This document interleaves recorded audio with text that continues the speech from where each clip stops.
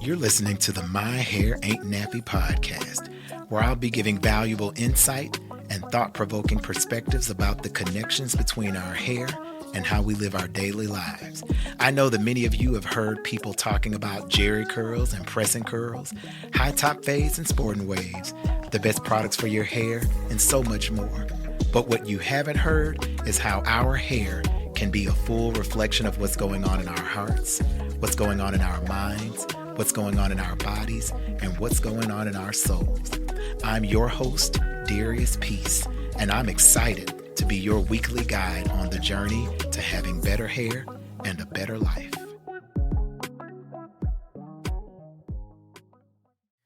I had someone recently ask me if I was, just how it was going with the podcasting, and I told them that I absolutely love it. I'm really enjoying being a producer of a podcast and being able to share content that I perceive as valuable and informative and inspiring and motivational for a lot of people. Inspiring in the sense that it really does inspire us to do better and be better regarding our hair and our overall just life journey. But then motivational because it motivates us to do better. Some people may hear me moving forward with doing this podcast and say, you know what? I think I want to start a podcast myself. And that was one of the conversations that I had recently in the salon. Someone saying, you know what? I've had a podcast in my heart for a long time and I've wanted to do it. And I told them, well, you need to holler at them over at Creed 63. Because I've had a dynamic podcast experience, and specifically with, my producer Eric Flowers over at Creed 63. So, log on to Creed 63. What's the website, Eric? And I know this is not an intentional plug, but when they asked me that, I wanted to let them know about where they can access information about how to record a podcast with Creed 63. So I'll give you three things, bud. They can go to creed63.com. No triple W in front, just creed63.com, and you can see a lot of information. You can see information on the history of the building, the Civil Rights District, and of course, different membership offerings. A better recommendation, in my opinion, is members.creed63.com. If they register a profile there, they will have access to our member directory. So let's say someone says, I need a tax accountant, right? Right. You can find that in the member directory. I love that. And it also allows them to see and sign up for the monthly memberships. The third recommendation for anyone interested in podcasting, if you want to come to our free, and when I say free, no strings attached. It's really free. Free, like free is in free. You're not, yeah, free, as I like to say. Tuesday nights at 5:45 at 1601 Fifth Avenue North, which is the Creed 63 address, we have podcast class. Now, I will give you the disclaimer that a lot of people want to come to a podcast class and be taught how to use equipment, how to edit and upload. But because we offer production services, that's not what we teach. We teach you about the creation process, how to create a sustainable product from step one up to continuing to grow the podcast and make it sustainable. That's what the class is for. So creed63.com, members.creed63.com, or check out our free podcast class Tuesday nights at 5:45. And that's why, for me, the podcast is going so well. When she asked me how it was going, I was able to answer that because it's going well because there are things that I don't have to do. Like I get to come in. They're not teaching you how to do all of this stuff like use equipment and stuff like that because they want you to come and let them do the heavy work, the heavy lifting.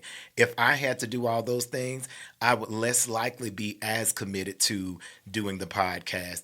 I'm so busy in every other area of my life that being able to show up and deliver content and have the expertise of the production and the editing and the formatting be done by Creed 63, that makes life so much easier for me, and it allows me to be more transformative and motivational, inspiring, and informational with my content. So how it's going is going well. I love being able to come in here and do so with a smile, regardless of what the subject matter may be. that's presented that day. So it's going well, y'all, and I'm glad to be here again. When I was growing up, and I typically start off with when I was growing up. It seems like I'm giving this backstory, but there was always a candy lady in my hood or in my neighborhood, if I need to be formal about it. When me and my brothers or any of our neighborhood friends, my cousins, would go to the candy lady's house or even the local package store, we would buy these candied cigarettes. Now, let me go back and talk about the candy lady's house. Like, if you lived in the hood, there was typically a candy lady in the neighborhood, and they would sell candy out of their house just as a means to have extra income so that people wouldn't necessarily have, especially kids, wouldn't necessarily have to go to the package store and be exposed to everything that comes along with the package store, like the winos or even the drug addicts or just all of the adult matures matter that takes place at the package store. There was a neighborhood candy lady, and she would typically sell candy and freeze cups. We called them freeze cups in Mobile, but in Birmingham, when I got here, I learned that they call them bebops, which that makes no sense to me. Freeze cups is what makes sense. They're frozen, they're cups of juice.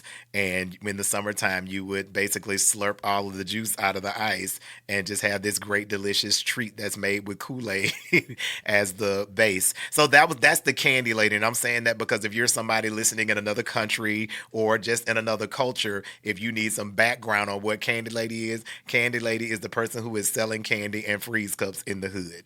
Okay. But we would buy these candied cigarettes. And when I say candied cigarettes, I'm not talking about actual cigarettes dipped in chocolate or dipped in caramel or anything like that. But I'm talking about these candy cigarettes or candies that were in the shape and image and aesthetic of cigarettes. And I wanted to preface that because I didn't want anybody to think that we were just eating these tobacco-coated cigarettes, but they were actually these chalky candy sticks in the shape and the color of cigarettes, and they'd be sold in rectangular boxes that mimic those of actual cigarettes. And we would buy these candies and pretend to be grown with our cigarettes. We would talk shit and do all the things that we would see grown folks doing, mimicking them. In fact, there were actually several candy brands that mimicked tobacco usage overall. So I remember there being this package of gum. I think it was called Big Chew or something. Big League. It was called Big League. And Big League was in the package of tobacco, and you would basically take it out and chew on it in the same way that you would chew on tobacco. And it's just funny to me and kind of interesting how the production of these treats seemed so harmless at the time, because these were very popular in the 80s, late 70s, maybe even going into the early 90s. But the companies, they seemed harmless at the time, although the companies were really ushering kids into becoming nicotine consuming adults. And maybe that was the thing, so that we can usher them into smoking more cigarettes, chewing more tobacco, so that we can up the sales on those things. And of course, there were campaigns to inform us children at the time and the general public about the detriments of smoking, most particularly focusing on the links to emphysema and certain lung cancers. Those were the focuses when you're talking about disease and stuff like that. And they had all these commercials that I remember on TV that showcased some of the harms of how you could sound if you continued smoking, with these, really harsh sounding voices. And then talking about lung cancer and throat cancers and all of that. So those were the two most commonly mentioned negative side effects of smoking. But I want to dive more into this and how it impacts our hair and hair growth and hair loss. But we'll do that right after a word from our sponsors. I'll be right back, y'all. Visit HayaBeauty.com. That's HAYAH beauty.com, or give us a call 205-703-8022 for questions, for information, or to book your appointment. Beauty can take you higher. The mission is to inspire. I am, I was, and I always will be. Beauty higher. Beauty can take you higher. The mission is to inspire. And I always choose to start my day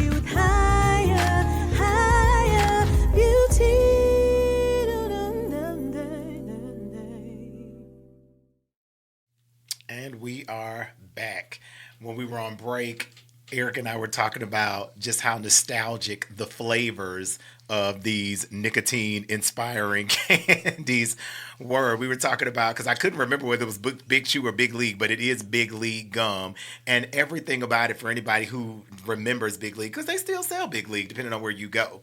But just how opening the packet and seeing these different slithers of bubble gum, in this kind of straw-like tobacco form, and just pulling it out with your hands and putting it in your mouth, and how sweet it was for maybe a minute or two, because the sweetness did not last long.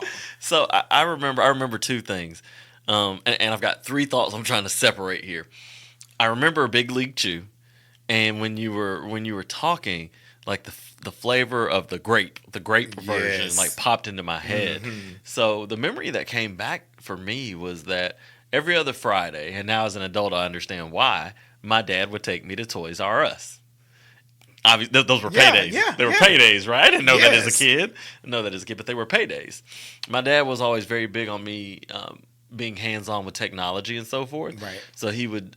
I pretty much always had the newest video game system. Yeah. As an adult, looking back, I always thought my dad just wanted me to have fun and be entertained. But there were a lot of things he did to enhance my knowledge base, including if I asked for a magazine subscription to whatever, he would get it. Like there was a point in my preteens and teens that about 3 to 4 times a week I had a magazine come in the mail. Like that's how many subscriptions I had, and that was to make me read. Yeah. Right. So, anyways, we would go. And even if we didn't get a video game or I didn't get anything, because he wouldn't just buy me toys, he would buy me video games. Yeah. And computer-based software. If I didn't get anything at the checkout, he would always get me a pack of Big League Chew. Yes. And I just thought I was the coolest kid on the block, because the second memory, or the second thing I want to share, is that my grandfather, he dipped tobacco. Yeah. And he had he dipped Red Man. Red Man was the brand. And those two packs looked almost identical. Mm-hmm. So now as a nerd, I want to go back and look to see, all right, was Red Man and Big League Chew owned by the same company? That's interesting. Third thought I have, and then I'll shut up, is it made me think of the words core memory, right? If you have a Disney Plus subscription, this is not an advertisement at all. It's just, I'm going to walk you through my thought. I want you to watch, if you have not already seen it, the movie Inside Out. Oh, yeah, so good. Inside Out kind of walks you through what it humanizes your emotions and shows you what your emotions are doing, throughout the day and throughout your life. And recently we went to a drive-in to see Inside Out 2. Yeah, which is equally good. It's so good. Which within a month became $1 billion franchise. Yeah. I mean, it's that good. I like Inside Out, but Inside Out 2 took it to a whole nother level. Yeah. But there's this whole thing about core memories, Yeah. right? And I always understood what a core memory was, but after having seen that movie and now having this conversation, it's like a light bulb went off for what a core memory really is. Because you were talking, and not only did the memory come back, but the taste, the smell, all the of your feeling. senses. So. Yeah, so that's the thing that I like about you mentioning Inside Out is that it really does tie into most of the stuff that we talk about with the My Hearing Nappy podcast, because whenever I start the podcast off was, when I was a little boy, that goes back to core memory. And typically I'll paint a picture so that you can see what it is that I'm talking about, and I'll make descriptions of how things smell and taste and all of that stuff, so you can smell it and taste it, and so it can trigger a lot of core memories, whether they're good core memories or whether they're not so good core memories. So Inside Out and Inside Out 2 were really great. I'm glad that you mentioned those. Of course, we're not endorsing these brands by any means or these franchises, but they really are good, and it really can help you have a more clear understanding for how your brain is operating when it comes to memory and just memory, and how you can better manage trauma and different things that you experience in your life, whether it's anxiety or having a need for more good feelings, or how to manage your bad feelings. So it's good, but the no smoking and just say no to drugs campaigns of my childhood really did have a profound impact on my life. Those, coupled with seeing images of the men and women who smoked around me, and their posture and their lifestyle in my experience, they link to poverty and chaos. which made it a turnoff for me. And that's just who I was around, because when you look back at a lot of old films, you see smoking done so freely and so easily in the workplace. People could be inside anywhere just smoking, and nothing about it seemed to be demonized or made bad. But in the 80s, there was just this big campaign, just no smoking, say no to drugs. So anything that involved nicotine, they were able to see and showcase the harmful after effects that came along with it. And so, because of the people around me and how they made smoking look, it became a turnoff for me. And I remember when I was in college, I tried being a smoker. I tried, especially like with Black and Milds and stuff like that, because that was the end thing, like Black and Mild cigars. And I tried it and I stopped because I was afraid they were going to make me ugly.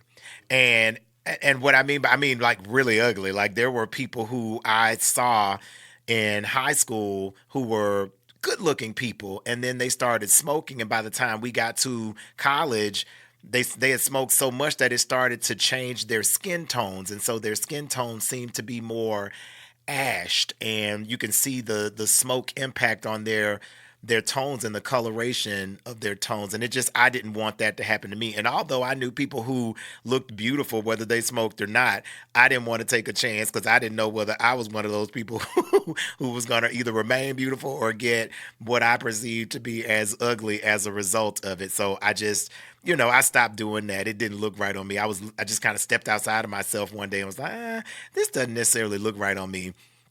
So I stopped. But I will say that I will puff on a cigar occasionally, especially with some of my male comrades. I mean, it's a social thing for me. I like smoking cigars with them, or an occasional pipe, because it's just what we do when we get together. And so that's one thing that we do, but that's very rare for me. I'm still afraid. It's only rare because I'm still afraid that it may have some effect on my skin quality and my skin tone, and even my hair growth and retention. Which is the basis of what we're talking about today. So I have more concerns about the side and after effects of smoking that really transcend the habit making me ugly. So I'm concerned about the hygiene, and lastly, just really the internal consequences that could possibly occur as a result of me smoking. Now, let me be clear. Everything ain't for everybody, and everything affects everybody differently. So as I delve into this episode of the My Hairy Nappy podcast, I want to preface this discussion by stating that the habit of smoking impacts each person differently, and there are different things that can influence how you're affected by it. Sometimes your genetics can do that. Sometimes it's not. And although there are many people who suffer harsh aftermaths, there are others who are still able to live full, healthy lives with low impact on their overall vitality. I know my wife's grandfather, who lived to be well into his 90s, was a heavy chain smoker. But again, he lived well into his 90s and without any effects, because he didn't pass from lung cancer or anything like that. I forgot what he passed from, but it wasn't lung cancer. So his genetics really allowed him to be able to not have the negative effects of smoking that others may experience. And even my daddy, who's been a heavy smoker all of my life, and even a drug addict, for that matter, most of his adult life, still seemed to experience low outer impact from his smoking habit. So one's genetics will mostly have the biggest influence on how our bodies will respond to that smoking and other things. One of the most common or more common possible side effects of smoking that I began to notice, especially as a hair care professional with my clients over the years, is that many of them share the common experience of thinning hair in the crowns of their head, usually like that middle crown area. And again, this is not the case for everybody. It's just what I've noticed with many of the people that I've serviced over the years. And during the early part of my career as a hair care pro, I worked in a wellness center. My godmama provided a studio space for me to run my very first salon, and it was called Hair Peace at Healing Waters. And this was amazing for me because it shaped my approach to consulting clients on having better hair experiences. I began to focus on how the mind and how the body and how the soul play significant roles in our overall hair journey, especially since hair grows from the inside out. And that was just really good for me because even to this day, when I approach consulting people with their hair, it's usually holistic. And I'm always able to remind people that because their hair grows from the inside out, we have to treat it in that way. So when people are talking about thinning and shedding and loss and growth and retention, and they want to focus on topical solutions for everything, I always say, go and let a dermatologist assess the situation because hair grows from the inside out and you want to treat it in that way. And the things that we put in our body or take into our bodies and even our minds for that matter are more likely going to influence how our hair grows or how it may not grow. So there's this acronym. It's an acronym, but it's not really a word. I call it IRC, and it's spelled URC. And I usually have an assessment done whenever I'm doing a consultation with anybody who may have hair concerns with that acronym IRC. So IRC stands for urinary, respiratory, and circulatory. U for urinary, R for respiratory, C for circulatory. And so whenever anybody is experiencing a hair concern, specifically loss or thinning in the very front part of their hair, closest to the forehead perimeter area, I know that can be, and this is what I learned working in a wellness studio. Just in a wellness clinic, especially taking a more holistic approach to assessing what's going on with the hair inside of the body. So urinary, that when the hair is thinning in that area, that can usually indicate something going on with the urinary tract. And so when you're going and getting a medical assessment done, if there's anything that comes up that showcases you've got some urinary tract issues, which, can typically be kidney related or what have you, that can be why you may be experiencing, hair loss or deficiency in the front of your head. When you're talking about the crown area, which is really that middle part of your head, that going towards the back, that's usually an indicator, especially when you're talking about loss or thinning or anything like that, that can be an indicator that something may be going on with the respiratory system. And so typically when we're dealing with smokers, it's the respiratory system that will have the biggest impact. It's going to have the biggest impact on our health. And then there's the back of our head that can be impacted with thinning with the circulatory system. So those are things that I always tell people to look out for because that can be an indicator of what may be going on in our bodies when it comes to our health and our hair and just the parallels thereof.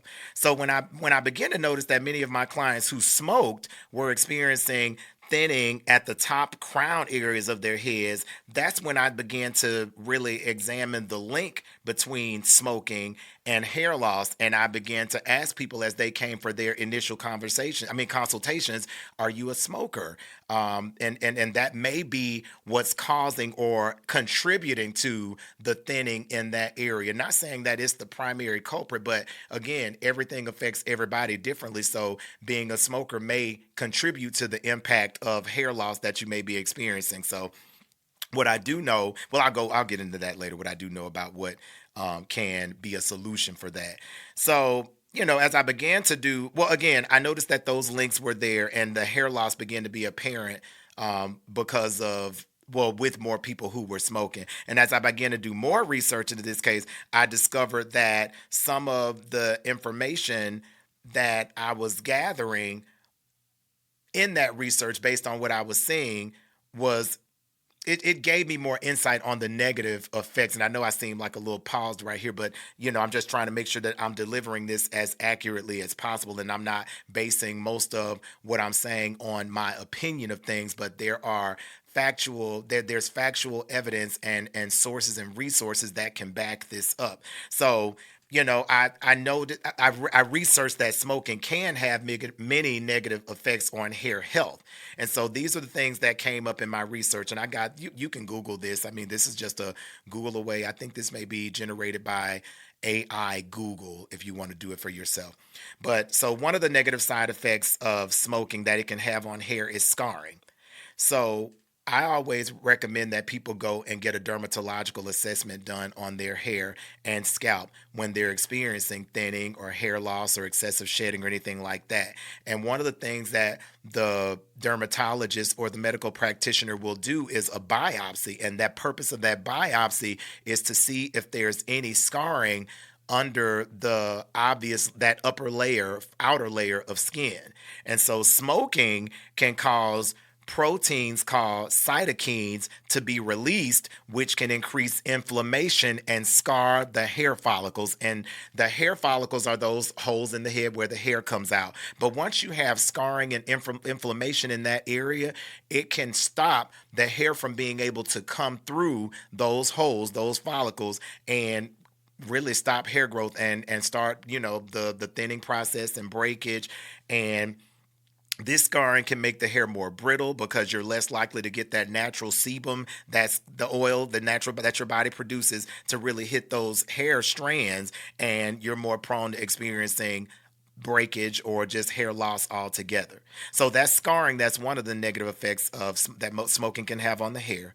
Another negative effect is low estrogen levels. So smoking can lead to low estrogen, which can impact overall hair growth. And that's, I always tell people when you have too much testosterone or too much estrogen in the body, it can just have negative effects. And so we want to always make sure that that's balanced and just be aware of what impact this is doing. So I'm not here, to bash the smokers out there. That's not what I'm doing at all. I'm here to inform people on what the negative side or after effects can be, so that as you're doing it, okay, well, I know that this may be happening, but I'm still going to do it anyway, or I'm going to stop because now I notice that my hair is thinning and I want to get my hair back. And what I learned is that when you stop smoking, especially after about, I'll say 6 months plus, is when you'll start to see some restoration in your hair growth if it hadn't been too far gone. So premature graying. Premature graying is something smoking can cause the hair to turn gray earlier because the melanin that causes the hair to stay dark has been affected by it.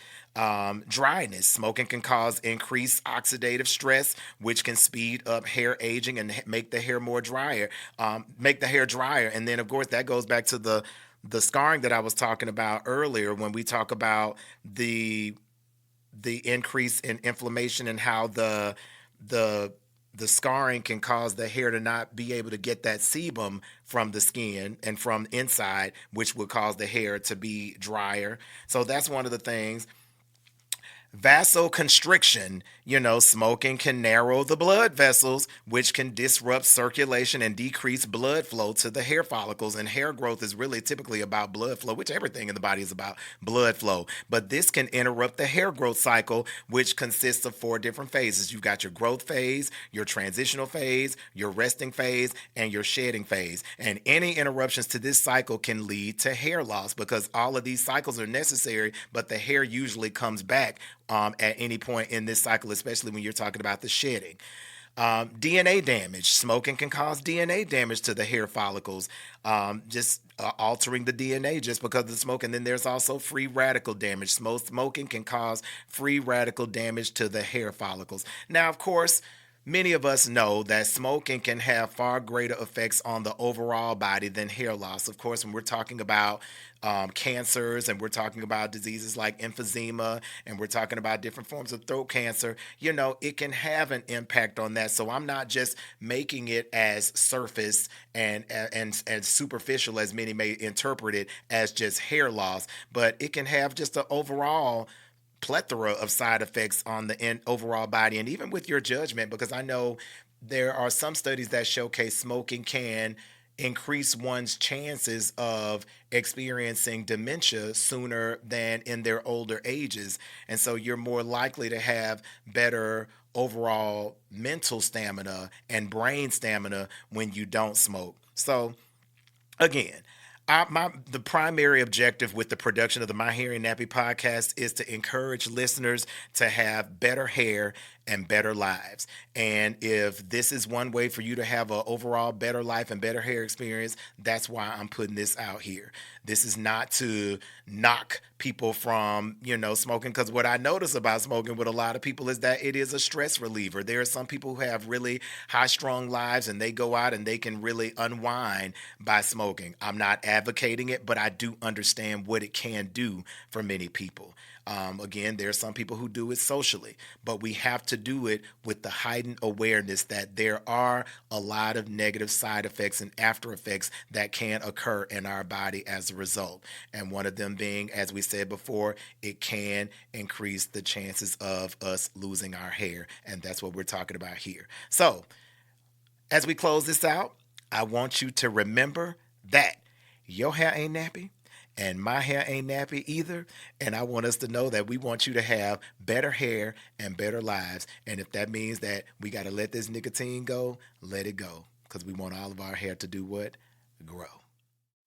Speakers, coaches, experts, and entrepreneurs. Whether you're keynoting events, growing your business, or commanding the boardroom, you are highly skilled and accomplished at what you do. But something's missing. You don't have a cohesive brand to match your level of success. But not to worry, that's where we come in. We're Honeysuckle Lane Creative Co., and we create stunning visuals that capture the essence of your business and give you the online presence of your dreams. With a full suite of creative services, including photography, web design, graphic design, and marketing strategy, we make sure you're as extraordinary online as you are in your area of expertise. Ditch the DIY and work with an experienced team that gets results. Find us online at honeysucklelanecreative.com and on Instagram at honeysuckleLane_creative. Let's bring your brilliance to life with an unforgettable brand. Thank you for listening to the My Hair Ain't Nappy podcast. Reach out to us on social media. We're on TikTok and we're on Instagram at the My Hair Ain't Nappy podcast. We want to hear your stories. Until next time, love you and love your hair.